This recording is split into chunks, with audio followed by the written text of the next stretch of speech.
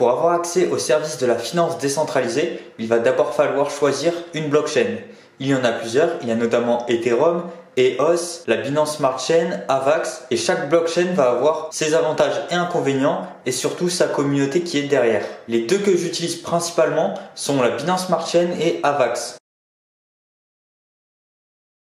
Alors tout d'abord, comment paramétrer son MetaMask sur la Binance Smart Chain?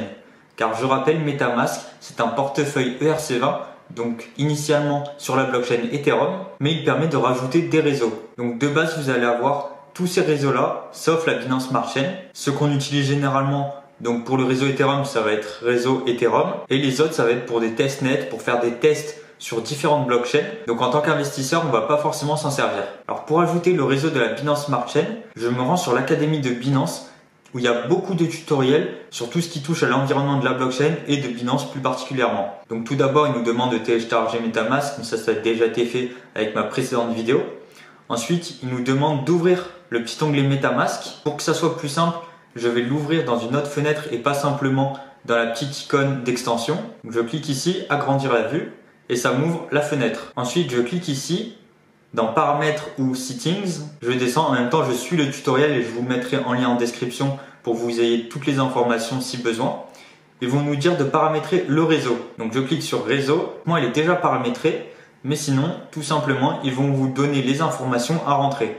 Donc on fait Ajouter un réseau. Donc on clique sur Ajouter un réseau. Le nom du réseau, c'est Binance Smart Chain. Le mieux, c'est un copier-coller.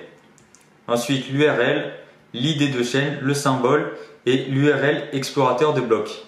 Vous rentrez tout ça, vous enregistrez et vous avez votre nouveau réseau paramétré sur la Binance Smart Chain. Donc ce que vous avez paramétré, ça s'appelle le mainnet, c'est-à-dire que c'est la Binance Smart Chain au point final, au point abouti. Généralement, quand une nouvelle blockchain veut se développer, elle utilise le testnet. Donc c'est une blockchain, on va dire, à part, qui permet justement de faire des tests avec des faux tokens et qui permet de vérifier les smart contracts, si ça fonctionne bien, la blockchain, la validation des blocs, etc. Donc ça, c'est juste à titre d'information, mais nous, on va tout le temps se servir d'une blockchain version mainnet. Je vais maintenant vous montrer comment envoyer une crypto-monnaie sur votre wallet MetaMask sur la Binance Smart Chain. Donc premier point, il me faut des BNB. Comme on est sur la Binance Smart Chain, tous les frais vont être payés en BNB et il faut absolument en avoir au moins 0,1 pour couvrir les frais. Pour ceux qui ne sont pas habitués à avoir une interface de trading, rapidement pour en acheter, on achète en ordre limite, c'est-à-dire un prix que l'on souhaite, ou alors on achète directement au prix du marché. Donc moi, il m'en faut pas beaucoup, c'est juste pour faire la démonstration. Donc je vais mettre par exemple 10 USDT et je vais acheter 10 USDT de BNB. Ensuite, pour faire un retrait, je me rends dans portefeuille, portefeuille spot. Je clique sur retrait, je sélectionne la crypto-monnaie en question, donc le BNB, l'adresse de destination. Alors là, je vais me rendre dans MetaMask et j'ai mon adresse qui apparaît. Alors petite précision, je suis bien sur la Binance Smart Chain et j'ai une adresse qui ressemble à une adresse ERC20, donc une blockchain Ethereum.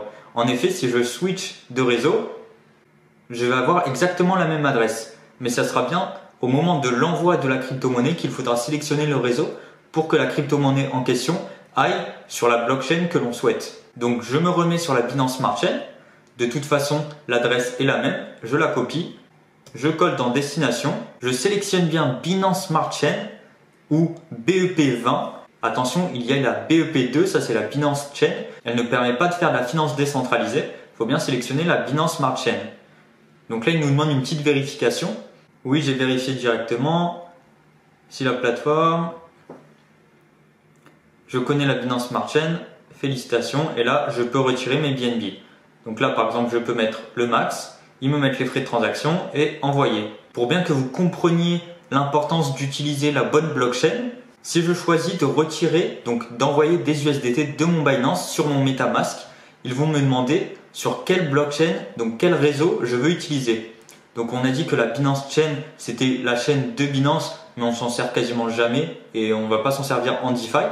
La Binance Smart Chain, c'est là où on va pouvoir avoir accès à des pools de liquidité, donc tout ce qui est finance décentralisée. La blockchain Ethereum ERC20, on va également pouvoir faire de la finance décentralisée.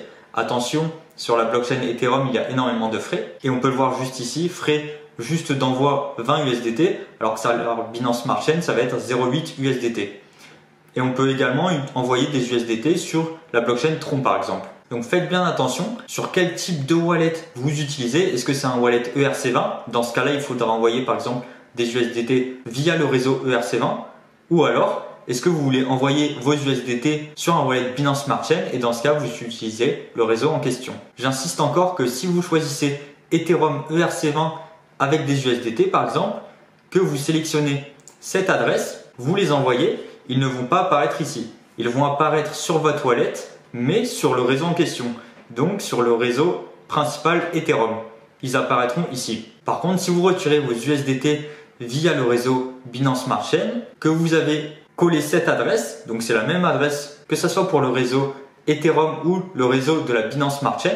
Par contre, c'est vraiment la méthode d'envoi juste ici qui va compter. Donc vous n'allez pas les voir apparaître ici, mais bien sur votre wallet, sur le réseau Binance Smart Chain. Je vais maintenant vous montrer comment fonctionne un exchange décentralisé et comment générer des rendements en finance décentralisée. Pour distinguer, ça va être plus simple. On va utiliser le terme de farming lorsqu'on va vouloir ajouter de la liquidité sur une paire. Donc par exemple, du cake contre du BNB. Ça va vraiment être une paire.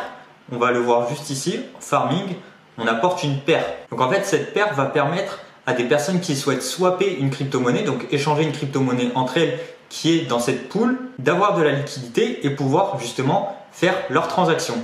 En échange, nous, on va récolter des frais de cette transaction et être rémunéré. Et le second terme que l'on va utiliser, ça va être le stacking dans des pools où là, on apporte de la liquidité sur une seule crypto-monnaie, un seul token. Donc l'avantage d'apporter un seul token dans une pool de liquidité, c'est qu'on ne va pas avoir de perte intermittente. Pour rappel, les pertes intermittentes, lorsque j'apporte par exemple du cake et du BNB dans une pool, si le cake fait 1 x 10 et que le BNB reste au même prix, il va falloir rééquilibrer tout ça parce que lorsqu'on apporte de la liquidité avec une paire, il faut que la paire soit égale à 50-50. Donc on peut avoir des pertes intermittentes. Donc c'est pour ça qu'il y a cette gestion de risque à prendre en compte, soit prendre des crypto-monnaies qui vont évoluer dans le même sens, au même pourcentage, soit prendre en compte ce risque lors du rendement.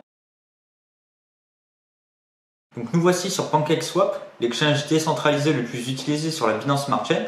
J'ouvre mon MetaMask juste pour vous montrer que j'ai du BNB et que je suis bien sur la Binance Smart Chain. Par exemple, je souhaite stacker des cakes, donc il va d'abord falloir que j'en achète. Pour en acheter, ce qu'on appelle un swap, je vais me rendre en exchange. Je souhaite échanger des BNB contre du cake. Je mets par exemple 0,1 BNB. Je veux dire qu'ils vont me donner 2,3 cakes. Je swap. Je dois confirmer si ça me convient. Donc l'impact du prix, les frais justement qui vont aller à la pool, je confirme. Mon MetaMask s'ouvre avec l'extension Google Chrome. Je confirme. Pareil, je paye un petit peu de frais, mais rien à voir avec la blockchain Ethereum. Là, c'est de l'ordre de quelques centimes. Je ferme, j'attends quelques secondes. Voilà, ils m'ont dit que mon swap était confirmé. Je vérifie dans mon wallet directement. En effet, il est confirmé. J'ai dû rajouter un petit peu, donc j'ai 4 cakes qui sont disponibles. Je vais me rendre dans Pool.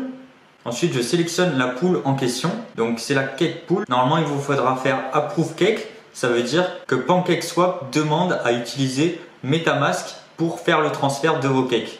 Donc, vous faites approuver, vous validez avec le petit MetaMask. Ensuite, vous appuyez sur plus pour stacker justement vos cakes. Je confirme. Si jamais vous mettez rejeté, vous mettez un petit peu moins, vous enlevez tous les derniers chiffres et ça devrait aller. Et ça y est, j'ai mes cakes qui sont stackés directement ici. Donc en fonction du temps de validation des blocs, on va avoir des rewards toutes les 30 secondes à peu près, ça va dépendre. Si vous souhaitez mettre en stacking vos cakes sur PancakeSwap, il faudra faire manuellement. À chaque fois, dès que vous aurez quelques cakes, vous faites compound et ça va les réinvestir automatiquement. Après, il n'y a pas d'histoire d'argent bloqué ni rien. Il faut faire attention sur certaines pools, mais bien sûr, il nous le précise. Il va y avoir par exemple les frais de dépôt, ça peut aller jusqu'à 4%, mais ça c'est vraiment pour les pools les moins connus qui débutent. Mais sur les grosses pools comme PancakeSwap, il n'y aura quasiment jamais de frais de dépôt. Dans ce genre de pool, quand il y aura écrit Approve Cake, ça sera des cakes qui seront stackés et vous allez gagner le token en question écrit ici. Donc là, en stackant des cakes, on va earn des nuls. Donc il faudra choisir quelle crypto-monnaie vous voulez farmer en échange de quel collatéral. Car en effet, si vous avez plus confiance dans le nul que le cake par exemple, vous pouvez très bien stacker vos cakes dans cette pool, dans la pool nulle, et ainsi avoir des nuls en reward. Alors je vous mettrai un lien en description directement si vous voulez savoir les dernières pools de liquidité et les derniers projets DeFi où il faut investir. Je vous montrerai directement où personnellement j'investis. Faire attention, qui dit gros rendement va dire gros risque. En ayant des gros rendements d'une crypto-monnaie, de une, ça peut créer de la pression vendeuse. Et de deux, il faut faire attention que le projet soit bien audité, soit bien soutenu par des personnes reconnues dans le milieu pour ne pas se faire avoir par des arnaques.